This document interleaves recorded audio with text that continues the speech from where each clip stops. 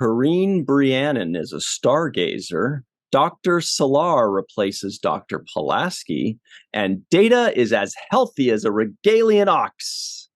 Hello, everybody, and welcome to the Seventh Rule with Sirach Lofton. Hello. My name is Ryan T. Husk, and today we're doing a review of Star Trek The Next Generation, Season 2, Episode 6, The Schizoid Man, directed by Richard Manning and Hans Beimler. I think this may be his very first one. Teleplay by Tracy Torme, directed by Sirach's good buddy Les Landau. I saw that. This was January 21st, 1989. There was none on January 14th, 1989, strangely enough. Where were you? What's up, Sirach? How are you today? I'm good. I'm doing good. So January 21st, 19. Yeah, before we get into the actual review, there are a couple things there. One was, I think that was Hans Beimler's first written episode or first credit. And secondarily, there was an episode in December, and then they had the 3-week hiatus, and then they had an episode on January 7th. So I thought they were back, and then I see this next one is January 21st. So they skipped another week. Does that happen often? You come back from vacation, record one episode or shoot one episode, have another week off, or do you think there was some kind of scheduling issue on television or something? Yeah, I have no idea. That usually doesn't happen. We go on our little hiatus, we come back, we start recording. So that's kind of unusual. Who knows? I don't know if the strike had something to do with it. But I did notice that Hans was credited for writing the story with Richard Manning. Which I would say, I really like this episode. And as I was watching it, it reminded me of how great a writer Hans Beimler is. And, the contributions that he made to Star Trek. I really wish I took more time to get to know him and talk with him and kind of pick his brain when we worked together. But I clearly can see the quality and the kinds of layering and structuring that he does when he writes these episodes. There's bigger themes at play. There's a lot more layer to the story. The pace of the story moves along a lot faster. Instead of drawing out the death was instant and kind of, halfway through. So it wasn't like we had to watch this guy kind of go through his soliloquy about dying for too long. It was a very instant thing. As soon as they cut from him saying, "Where's your off button?" we saw a transition. So to me, that's great writing. The story was good. The pace was great. And I could see the quality of Hans's touch. Correction there. He did do, let's see, he is credited, where'd it go, with a couple extra episodes, actually, in the first season. And he wrote teleplay by twice, one for Arsenal of Freedom, episode 20, and one for Symbiosis, episode 21. Arsenal of Freedom was the very memorable one for me, where they're on that planet, and Picard and Crusher are in the hole, and when they're in the hole, Picard has to rub his root on her wound or whatever. And Data and Tasha Yar are shooting those things. That was the really artificial cool. Intelligence kind of. That was the most memorable episode. Yeah, most memorable episode of the first season for me when I was a kid. That was the one episode that I remember, and Encounter at Farpoint. But anyway, this is a good episode. You see, so I disagree with you there, Sirach Lofton. When we first started watching this, or when I was watching this, I kind of felt myself going, "Oh dear, this feels like it's going to be a slow one," and it was. Not in the pacing. The pacing was good, but just in that it was just a mystery. It was just a story. It wasn't like there wasn't really any action. There wasn't a huge climax. It was a smart episode, and it was a thinking person's episode, and there were some very good moments. But I was a little sad when I was like, oh boy, here we go. However, I will say there were some great moments, and I actually had some really big laughs. And sometimes you have the biggest laughs just at how silly things were 30 years ago. I'll bring up some specific instances where I was like, I don't even know if they meant this to be funny. I don't know if I'm laughing at them or with them. Yeah. For example, when Data, inhabited by the old guy, says, she does not care for older men or men of limited intellect. I'm just like, the way he said that just cracked me up. The way he was acting so like juvenile. Yeah. And then, the other one that maybe they meant it to be funny. I don't know, but I laughed really loudly. But especially, I laughed the loudest right before that when Picard is showing the lady, whatever, I forgot her name already. Kareen. Yeah. When Picard is showing her on the bridge, and Data says, where did he say? He says, yes, I'm aware of your interest in her. Yes, I'm aware of your interest in her, or something like that. He kind of mutters it to himself. Yeah, he talks under his breath. Yeah. Oh my God, that slayed me. Yeah. I don't know if it was the line, or if it was the delivery, or if it was just such a childish moment, and it just killed me. Yeah, I mean, I thought that was one of the highlights of the episode, was Data being able to kind of once again show off his skills at playing other characters while he's playing a character. It's actually pretty impressive,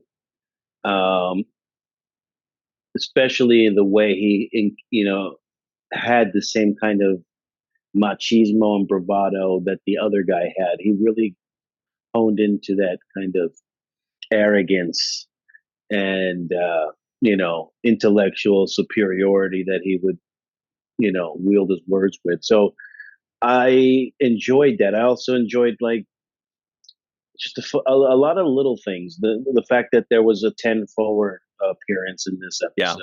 But no Guinan. No Guinan. Yeah. I was expecting Guinan, but we got a 10 forward. I liked also Wesley in this episode. I thought he was very natural and almost a little bit more mature than I remembered him the last time. So it's like I see even his voice, right? So I saw the growth there, and in the performance, there was a way he interacted with Data, and he was, he just felt really good and natural in this episode. So I liked Wesley as well. That's Worf had some moments too. He did. I want to talk a little bit more about Wesley though, because I hadn't really thought about that, but you're right. Looking back, I feel like they're finally using him correctly, and who am I to judge what's correct and what's not correct, but just what it felt like. He's not out there, saving the world and being impossible to defeat and the best thing about everything. He's being a brilliant kid with his role on the ship, talking to Data, doing his thing. Data's like calling him a child. And you notice Wes wasn't like hurt about it. He wasn't like, hey, don't call me that. He was like kind of amused about it, which I thought was the perfect way to play it. He was just like, what do you mean, Data? We're basically about the same age, technically, Data. You can't outsmart me. He said childlike mind. Yeah. Like that. Like the way he responded on it was, he wasn't offended, and I liked it. It was very natural. It worked very well. I love that scene between the two of them. And like you said, I felt like he was also the one to like his curiosity, like about the poem and like about the eulogy that he heard. His curiosity, which I liked that aspect of Wesley, his curiosity aspect, less so than he knows everything. I like that he's inquisitive about everything. So that's one of the things that, they use him for, that to get into Data and kind of like, what are you talking about, man? You're about the same age as I am. What you're not, his practical mind, right? So his a kid would be offended, like, "What do you mean? I'm not a kid." But he was like, "What are you talking? Like you're not even older than Yeah. me." Which shows confidence. It shows maturity and confidence to not take that as an Yes. attack, to kind of like laugh at it. So I thought that worked Yeah. so much better. I enjoyed it. I actually was watching Wes and enjoying his role, his performance, his choices. I don't know if that was Les's more Landau telling him how to do that, or if that was his own choice, but whatever it was, I thought it totally worked, and it gave us a newer Wesley. And I definitely like that better. Speaking of newer, Sirach, are you excited to finally meet the Enterprise's new doctor as well, Dr. Selar? I was picturing you when Pulaski introduces Dr. Selar, thinking like, "Are you fucking serious? We're going to our third doctor already?" Yeah. Yeah. I was like, I really thought that. I'm like, what's going on with the doctor role here? Like, is this some kind of cursed position on this show? Um, they got a new doctor, Yeah. and I don't know. It just confused me because I'm like, no, who is she and what does she know? And how come they didn't give us any background? At least a couple of episodes ago, it introduced her at one point, and at least we're familiar with her. And Yep. it's Just just out of weird that they nowhere. keep, Like at yeah, first you're thinking like, okay, it's just this character for the away mission, right? But yeah, she's now there replacing the Pulaski role throughout the entire episode. And I know if if you're watching this for the first time, you're probably thinking, hang on, is this a one-off character? If so, why? Is this going to be a recurring character that just kind of comes in and out, that we're being introduced to, that's going to be here for, 10 or 15 episodes, in and out, whatever, no big deal, like a secondary doctor type, cool. Or is this now the the next new one? doctor. Is this Cindy Snow on Three's Company? Because remember they had Chrissy Snow. No, not Cindy.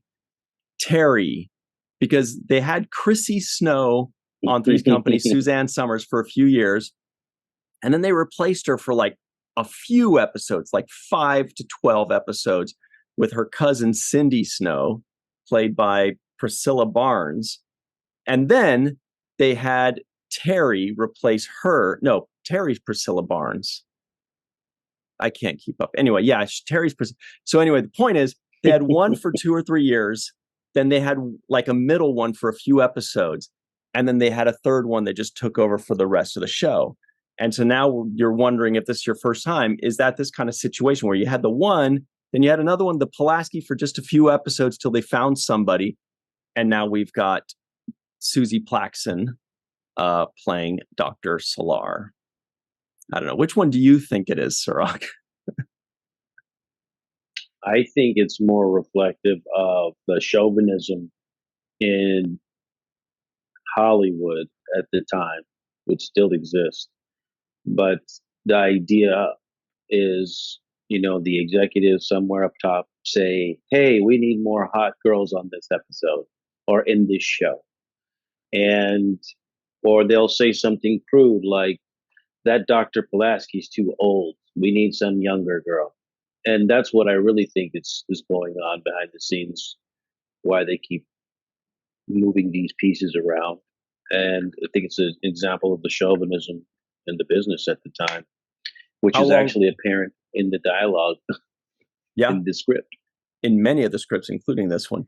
How long do you think Susie Plaxon as Dr. Selar, or how many episodes do you think she'll be a part of, if you had to guess? Three, three. The answer is one. This is it. That's the whole This thing. is it. That's the entirety Yeah. of the. I mean, so here's what I think, and I could be way off, and I would love people in the comments below to give us the answer, because I'm sure the answer's out there somewhere. I think that maybe Pulaski was sick or was unavailable, but she had an important role in this episode. They needed a doctor role. And so they just had her for like the one day or whatever it was. And then they brought this lady on because she was basically just dropped into the Pulaski role for this one episode, and that's it. Now, I could be wrong, but I feel like that's, I don't know. Yeah, I had an issue with it.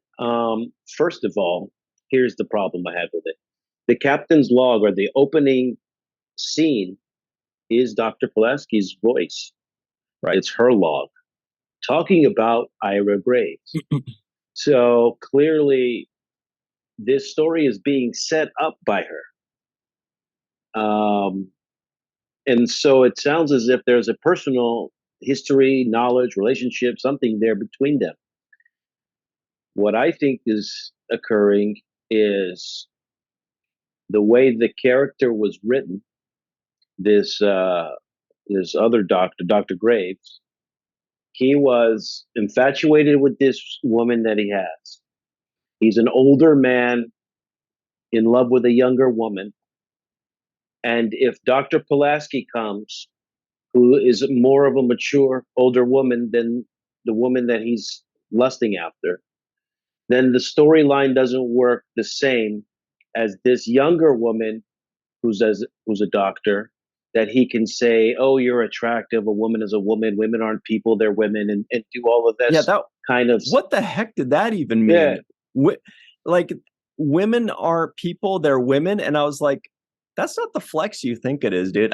Maybe that worked. Maybe in late yeah, 1989, people are like, "Oh, nice line," but when I heard that, I was like, yeah, does that work? I don't even yeah. understand what that means. It doesn't sound good, whatever it means. Yeah, it's just the objectification of women, and it just shows that this guy is not as smart as he thinks, and not as suave as he thinks, and not as handsome as he thinks. All of the above, and it was high level misogyny, and I feel like they wanted to emphasize that, so they brought in these Troy and this other doctor, Selar, for the fact of having his testosterone be boosted and fawning over it, that kind of exposing the misogynistic side of his character. And I don't think Pulaski would have played with that. She would have not allowed him to be like that around her, because she has a maturity to her that's going to put a halt to that, right? She's Mhm. more rigid about not playing certain games with people. So I think that was the intent behind this. Um, and it's very narrow, but it's also indicative of just the times, and how they objectified women to that degree in those Yeah, days. I'm doing a little research here, and it sounds like it's closer to what you were saying than what I was saying. I was thinking that Pulaski, Diana Muldaur's availability was compromised that week, so they just kind of they needed a doctor, and she couldn't play it, so they just dropped in Selar there, and they just added the one line about, "Oh, I've got her to replace me." So that was what I thought logically was the case, but it sounds like it's more like what you were saying, because it sounds like they had bigger plans for her, not just the one episode. And if they had plans for her, then that means she wasn't just dropped in for that one episode. It reads a little something like this. Um, she was referenced many times throughout the series, the character was, but she was only in the one episode. Tracy Torme wanted to develop a romance between Solar and Worf, but he was forced to drop the idea when the character of Kalar, also played by Plaxton, this is later on, was developed for an episode called The Emissary, interestingly enough. So the fact that they had plans to reuse this, to have this character as like a recurring person that comes back 3, 4, 5, 10 times, something like that, and have a romance with Worf, that means that no, they did not in fact just drop her in because they needed a doctor. They were planning on having her. So good knowledge on your part. Sounds like it's definitely closer to that, where they're like, this is the right episode to drop her in. This is Yeah, we need somebody sexy to come and in. they made a very. I mean, the reference was small, but now that you say that, I get it.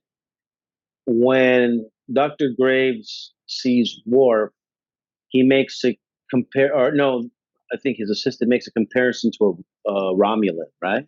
Yeah. He says, And they said, yeah, that Romulans and Klingons act the same. And I'm like, you haven't been next to any Romulans or Klingons because they do not. yeah,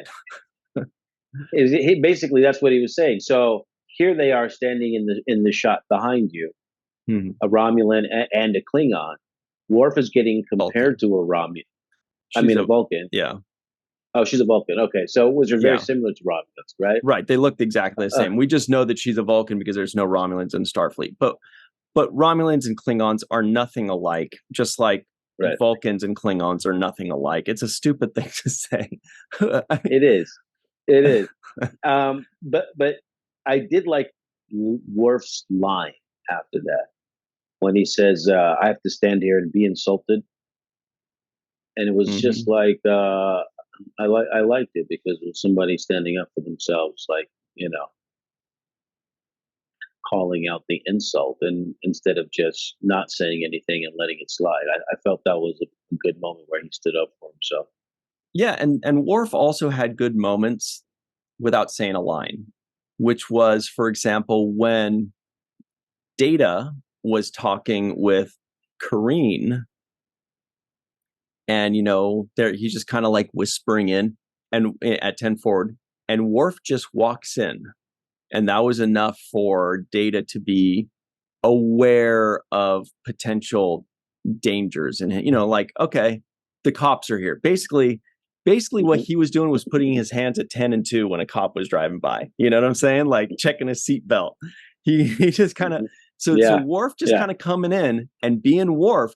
And so what's that's doing is the show's building respect for Worf. They're saying he's a chief of ship security. He's not just the guy that was standing in the background behind Tasha anymore.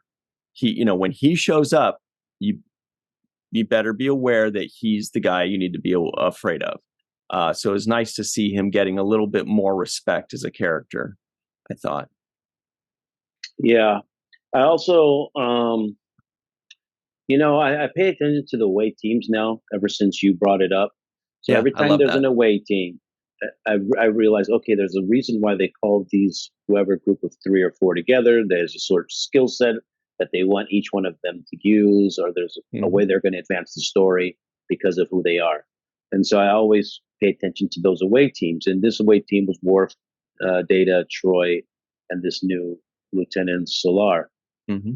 And so as I'm watching the episode, I'm thinking,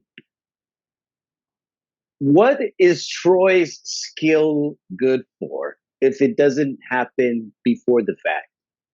Like, she usually says stuff that we've already, as the audience, obviously know by now. Yeah, she does. How come it's not before the fact stuff that we don't know that she's able to sense in advance? She should have known first of all that the old guy was all over this girl that they first when they first found her. That could have been Good so point. obvious, right? Like I sense that he's in love with her. There's an infatuation here that's not Mm-hmm. reciprocated, something to that degree, or whatever, whatever. It would have been And then great to Picard would say. be like, "Stop gossiping," and she's like, "It's relevant, Captain, you dick." Okay, she'd be like, "Are you kidding me? You need to know this stuff. That's what I'm You here for, need to, bro." yeah, exactly. That's what I'm here for. Um, and then uh, Wesley is the one that notices the change in Data, not Troy, who went on the away mission with Data. So you would think they Yeah. went on the away mission together. Now they're leaving, and Data's like, okay, everything's, the guy just died, right? And she's like, well, but I'm sensing that you're hiding something from me, Data. I'm sensing It, he's dead, Captain.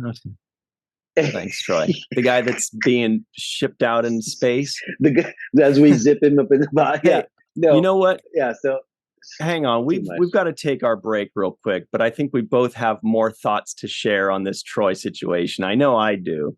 Uh, Yeah. but we'll be right back, everybody, on the seventh rule, your modern day Siskel and Ebert.